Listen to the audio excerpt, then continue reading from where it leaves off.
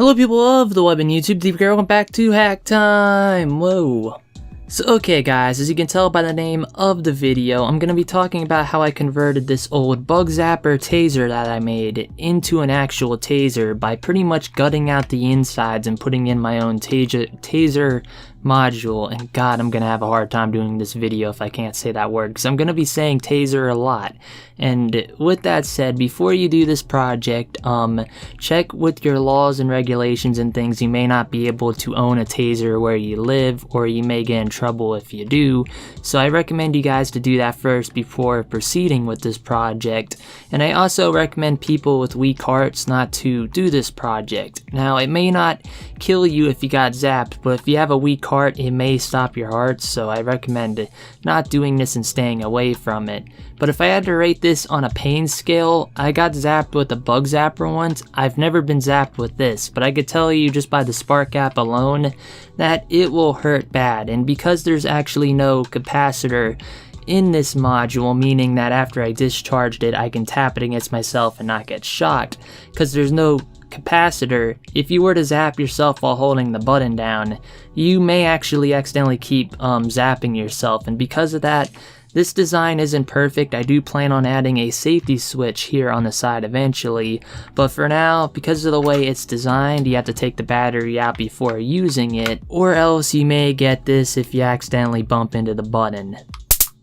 And that's not a fun time, and that's not going to be a fun time for my audio and Audacity. Anyway, I'm going to take this battery out before I do accidentally zap myself, and I'll start explaining how I put this thing together right now.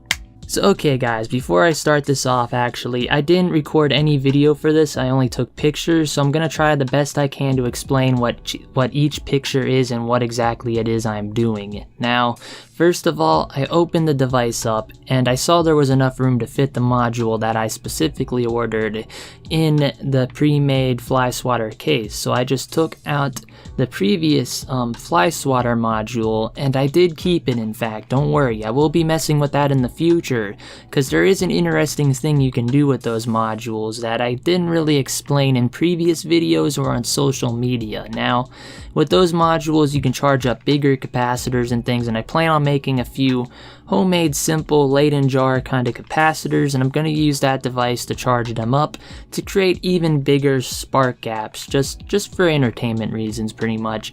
But yeah, I took out the ordinary fly swatter module, and I test fitted my taser module that I got from eBay. At first it didn't fit, so I had to trim down the case, and eventually I got it to fit in there relatively nicely, wires and all included. I didn't have to strip down anything in order to make it all work. So yeah, what I ended up doing was, once I got the device in there, I hot glued it, and then I tied on the ends of the lead wires to my, bolts, and then I hot glued those in place. Now from there I went on to soldering, and yes, I know I didn't solder the bolts onto the end of the lead wires. I didn't think it was really necessary, considering the voltage this thing puts out. It doesn't really matter, and it would just jump through the air if they weren't on tight enough anyway. So yeah, I didn't bother soldering the wires to the bolts, although I did solder the wires to the battery holder and the switch that was already on the bug zapper.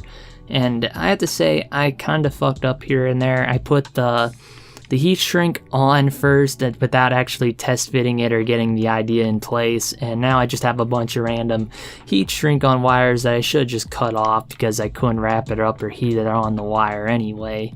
But yeah, besides that little blunder, I have to say this project turned out pretty good. It actually worked way better than I thought it was gonna, and probably here in a few minutes, if my computer don't crash, I'll probably show some video of this thing in action. I won't be zapping myself with it, of course, but I'm gonna fire it a few times and try to get some high quality zoom in close shots with my DSLR, which will hopefully look cool for the ending part of this video. But yeah, like I said, today's video is pretty much over, and I'm gonna leave it off here.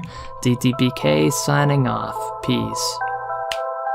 But yeah, once you got the device all opened up, you basically just in depth with what you need to do in order to get this working 100% flawlessly.